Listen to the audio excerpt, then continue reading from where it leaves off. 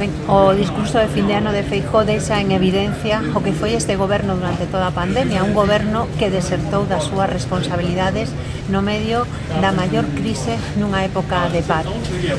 Os galegos e galegas deron a talla e estiveron á altura, pero non estivo así o goberno de Feijóo.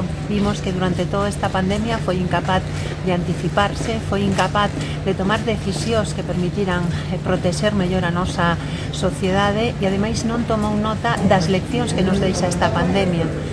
Leccións como que é necesario reforzar os servizos públicos, nomeadamente a sanidade, e que temos que cambiar ese modelo de cuidado dos nosos maiores para que nunca máis se faga negocio do dereito a unha vellez digna.